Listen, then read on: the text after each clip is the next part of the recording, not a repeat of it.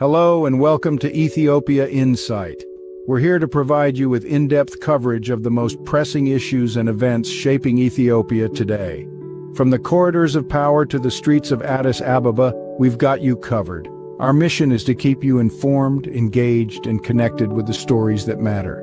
In today's episode, we're taking you into the headlines, including an interesting development in Ethiopia's naval ambitions, a controversial loss of heritage in Piassa district, political shifts, conflicts, and the economic factors influencing the wider region. So sit tight and don't forget to hit that subscribe button for more insightful content.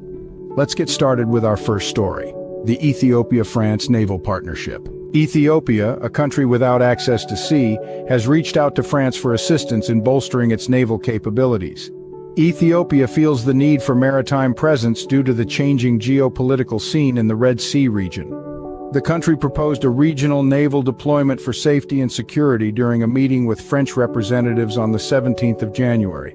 Ethiopia has made various attempts to acquire a sea coastline and recently signed an agreement with Somaliland for a naval port. However, this decision led to a diplomatic tussle with Somalia. Now Ethiopia is hopeful that France, its long-standing European Union partner, can provide a solution to its maritime challenges. The two countries signed a defense cooperation agreement in March 2019, which provides a legal basis for the exchange of military personnel. This agreement also marked the initial steps towards the formation of an Ethiopian naval branch with France's backing. An intention letter has also been penned marking the initiation of an Ethiopian naval branch with the support of France. Moving on to Addis Ababa. The heart of Ethiopia is deeply immersed in collective mourning for the lost history and identity as the historic Piassa district faces a rigorous modernization drive. The Addis Ababa Corridor Development Project's bulldozers have demolished century-old structures, devastating historical sites and displacing locals. Critics argue that the project has not only damaged the physical structures but also the social fabric of the district. The swift project pace and lack of notice have intensified the anguish. Originally developed around a market in the early 20th century, the district had a unique blend of architectural influences. The current destruction is unparalleled, and the cost on such projects has caused controversy.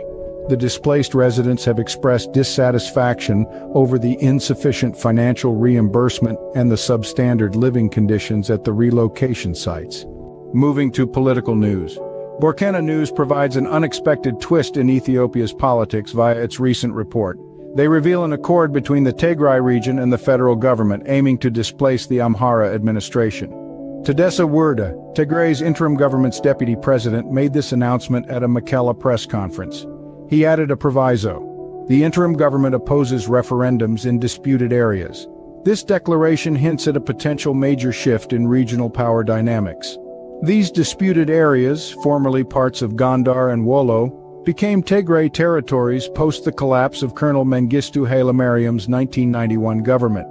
This week, TPLF forces entered the Raya Alamata area militarily. This triggered a counterattack from local militias, causing mass dislocation of ethnic Amhara in the Alamata region. The consequence of these incidents on the region's future could be significant. Meanwhile, Poland's TVN24 English News reported that on Poland's border, guards extend their humanity and help to an Ethiopian woman and her newborn girl. Polish border guard officers and soldiers safeguarding the Polish-Belarusian border found an Ethiopian woman who had given birth to a little girl, and the mother and the newborn were both taken to a hospital. The Polish border guard says approximately 2,000 illegal immigrants tried to enter Poland from Belarus since the beginning of April. This heartwarming incident serves as a reminder of the common thread of compassion that binds humanity even amidst geopolitical tensions. On the global stage, disappointment looms as the United Nations falls short of its billion-dollar pledge to address Ethiopia's escalating hunger crisis. This shortfall raises questions about the international community's commitment to alleviate a situation that's reaching a critical point. Moving to Alamata. In the northern region of Ethiopia, specifically the town of Alamata, there's a resurgence of conflict displacing over 10,000 people. The Tigray People's Liberation Front, TPLF, initiated a military operation, seizing control of surrounding areas.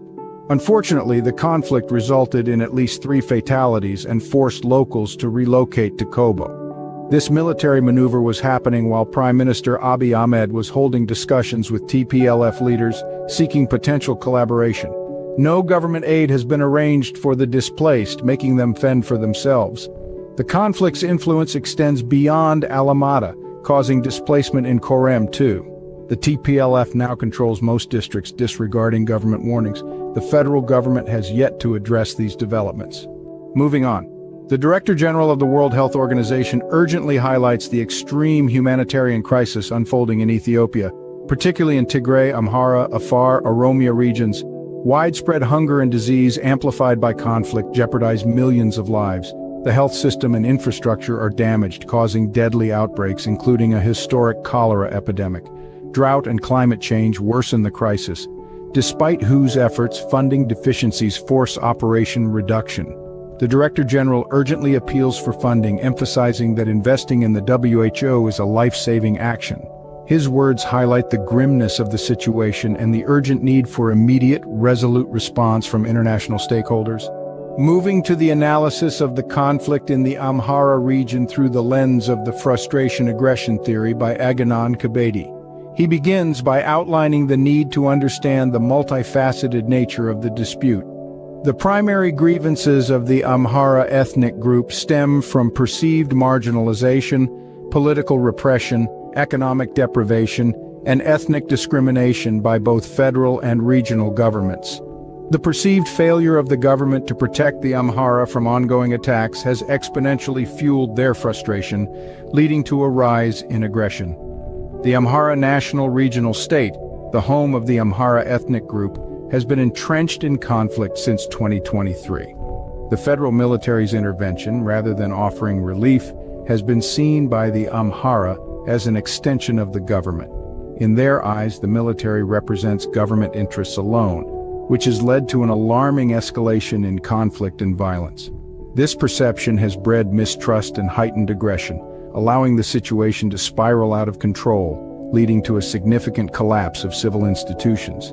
This breakdown has had a devastating impact on the region's infrastructure, with crucial services and systems failing, impacting the daily lives of the Amhara people and exacerbating the conflict further.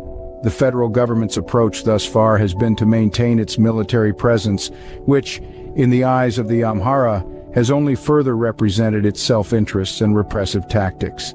This has not led to any substantial resolution or de-escalation of the conflict. A more effective approach would be for the federal government to retract its military force and address the root causes of the Amhara's frustration. This includes addressing grievances over access to resources, political representation, and ethnic rights. The government should also aim to resolve internal conflicts within the Amhara group that have been adding fuel to the fire. Lastly, those involved in acts of genocide and ethnic cleansing must face justice. Only through these measures can there be any hope for long-term sustainable security in the Amhara National Regional State and in Ethiopia as a whole.